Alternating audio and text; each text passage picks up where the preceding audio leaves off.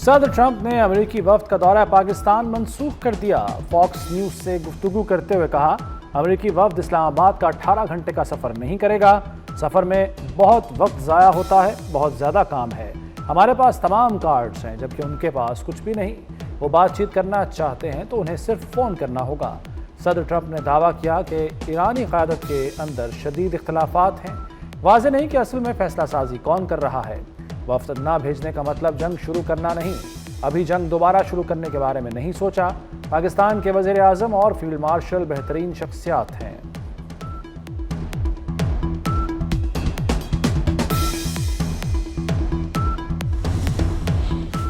وزیر اعظم شہباز شریف اور ایرانی صدر مسعود پزشکیان کے درمیان ٹیلی فون پر رابطہ۔ وزیر اعظم آفس کے مطابق دونوں کے درمیان 50 منٹ تک گفتگو جاری رہی۔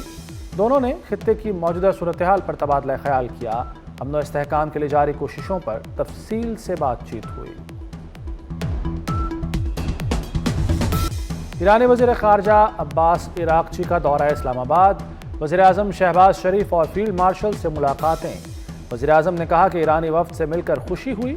علاقائی صورتحال پر خوشگوار ماحول میں تبادلہ خیال ہوا۔ وزیر اعظم ہاؤس کے اعلامیے کے مطابق نائب وزیر اعظم اسحاق ڈار اور فیلڈ مارشل سید عاصم منیر بھی ملاقات میں شریک ہوئے۔ ایرانی وزیر خارجہ کی فیلڈ مارشل سے علیحدہ ملاقات بھی ہوئی۔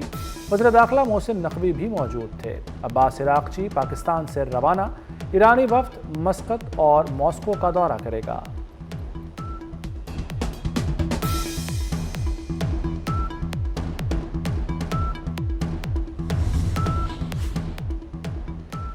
ایرانی وزیر خارجہ سید عباس عراقچی کا دورہ پاکستان انتہائی کامیاب قرار۔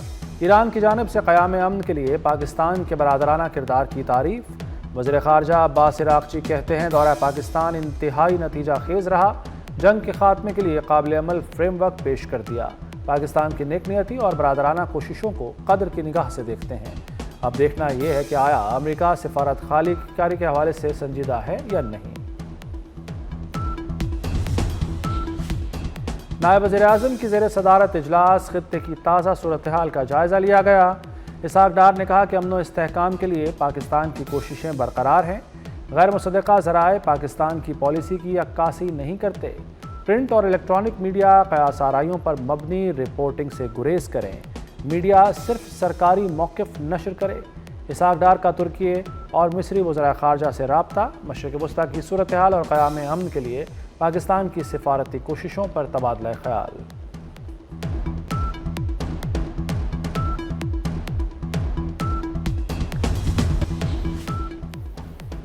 مزید کشیدگی بڑھنے پر مالیاتی راستے مزید محدود ہو سکتے ہیں۔ ایرانی پارلیمنٹ کے اسپیکر باقر غالباف نے خبردار کر دیا۔ کہا، ڈالر سویپ اور دیگر مالیاتی اقدامات کا مقصد امریکی اثاثوں کی بے ہنگم فروخت کو روکنا ہے۔ امریکہ میں ادارہ جاتی سرمایہ کاروں پر فروخت کی حد مقرر کی گئی ہے۔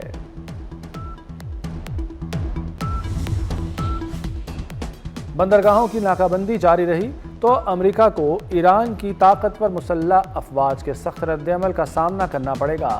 پاسداران انقلاب نے خبردار کر دیا۔ ترجمان خاتم الانبیاء مرکزی ہیڈ کوارٹر کے مطابق مسلح افواج ملک کی خود مختاری، سرزمین اور قومی مفادات کے دفاع کے لیے پہلے سے زیادہ تیار اور مضبوط ہیں۔ ایرانی فوج خطے میں دشمنوں کی سرگرمیوں پر نظر رکھے ہوئے ہے۔ برطانیہ کا ایرانی پاسداران انقلاب کو دہشت گرد تنظیم قرار دینے کے لیے قانون سازی کا فیصلہ۔ برطانوی وزیر اعظم سر کیئر اسٹارمر کا کہنا ہے، ایرانی پاسداران انقلاب کو دہشت گرد تنظیم قرار دینے کے لیے جلد قانون سازی کر رہے ہیں۔ برطانوی اخبار فائنینشل ٹائمز کے مطابق اقدام سے یہودی گروہوں، ایران میں مذہبی حکومت کے مخالفین کو فائدہ ہوگا۔ شاہ چارلز کی مئی میں متوقع تقریر میں اس ضمن میں یہ بات شامل کیے جانے کا امکان ہے۔ ایران جنگ کے باعث امریکہ کے اہم اور مہنگے ہتھیاروں کے ذخائر میں بڑی کمی۔ نیو یارک ٹائمز کے مطابق امریکہ نے ایران کے ساتھ جاری جنگ میں اپنے انتہائی مہنگے اور اہم دفاعی ہتھیاروں کے بڑے ذخائر استعمال کر لیے۔ ایران سے جنگ کی لاگت 28 سے 35 ارب ڈالر تک پہنچ گئی، جو روزانہ تقریباً 1 ارب ڈالر کے برابر بنتی ہے۔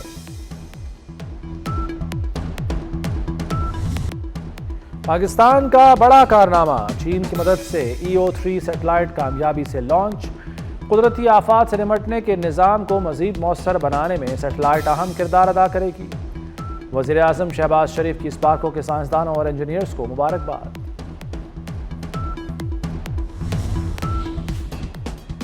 وفاقی وزیر داخلہ محسن نقوی کی چین کے تعاون سے مقامی الیکٹرو آپٹیکل سیٹلائٹ کی کامیاب لانچنگ پر قوم کو مبارکباد۔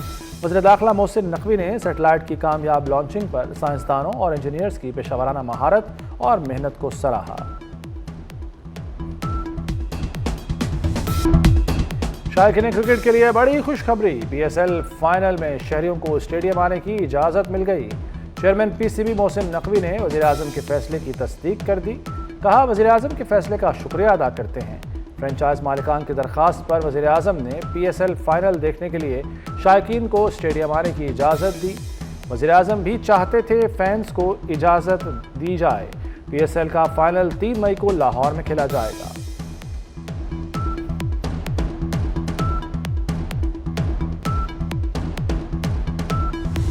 لاہور میں بجلی کی بندش کا سلسلہ تھم نہ سکا۔ شہر میں روزانہ 3 سے 4 گھنٹے اور دیہی علاقوں میں 6 گھنٹے کی لوڈ شیڈنگ سے کاروبار زندگی شدید متاثر۔ ترجمان پاور ڈویژن کے مطابق ملک میں بجلی کی ڈیمانڈ میں اضافہ ہوا۔ بجلی تقسیم کار کمپنیوں نے گزشتہ رات کے پیک اوقات میں 1 سے 2 گھنٹے تک لوڈ مینجمنٹ کی۔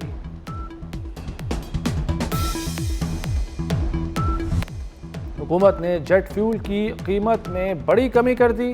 جیٹ فیول فی لیٹر 74 روپے 70 پیسے سستا کر دیا گیا۔ فی لیٹر جیٹ فیول 471 روپے 1 پیسے سے کم ہو کر 396 روپے 31 پیسے فی لیٹر کر دیا گیا۔ 3 ہفتوں میں جیٹ فیول 120 روپے 86 پیسے فی لیٹر سستا۔ وزیر اعلیٰ پنجاب مریم نواز کی زیر صدارت اجلاس، دیہی خواتین کو مفت مویشی دینے کا کوٹا ڈبل کرنے کا فیصلہ۔ مریم نواز نے کہا کہ ماضی میں لائف سٹاک کے شعبے کو نظر انداز کیا گیا۔ لائف سٹاک معاشی خود انحصاری کا ذریعہ ہے۔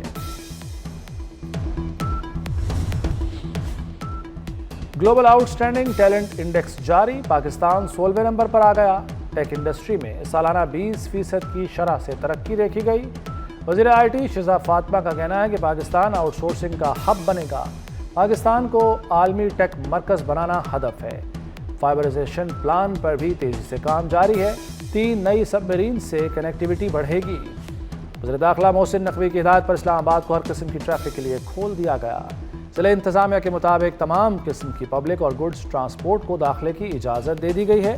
فیض آباد کے علاوہ تمام بس اڈے بھی کھول دیے گئے۔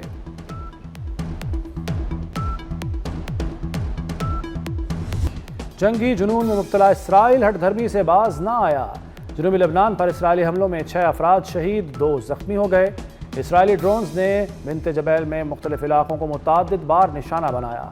ایک ڈرون حملہ جنوبی شہر سور کے علاقے البساتین میں بھی کیا گیا۔ عالمی ادارہ صحت کا کہنا ہے کہ جنگوں کے باعث ایران اور لبنان میں 3 کروڑ 20 لاکھ افراد بے گھر ہیں۔ بیشتر مراکز صحت بند یا تباہ ہو چکے۔ پہلگام فالس فلیگ آپریشن پر گمراہ کن بھارتی پروپیگنڈا۔ پاکستان کی مؤثر ابلاغی حکمت عملی کے باعث بھارتی پروپیگنڈا زمیں بوس ہو گیا۔ پہلگام فالس فلیگ آپریشن کے بعد پاکستان کی اسٹریٹجک کمیونیکیشن کے باعث بھارتی ڈس انفارمیشن مہم مکمل طور پر غیر مؤثر ہو گئی۔ پاکستان نے نہایت مؤثر طریقے سے لمحہ بلمحہ عوام اور اقوام عالم کو اپنے نقطہ نظر سے آگاہ رکھا۔ لاہور سمیت پنجاب کے مختلف شہروں میں بارش کی پیش گوئی۔ محکمہ موسمیات نے پنجاب کے جنوبی علاقوں اور شمالی حصوں کے لیے شدید بارشوں کا الرٹ جاری کر دیا۔ بلوچستان اور خیبر پختونخوا کے مختلف شہروں میں بھی بادل برسنے کا امکان۔ کشمیر اور گلگت بلتستان میں تیز ہواؤں اور گرج چمک کے ساتھ برسات ہوگی۔ بعض مقامات پر یالہ باری اور آسمانی بجلی گرنے کا خدشہ۔ بارشوں کا سلسلہ 29 اپریل تک جاری رہنے کا امکان۔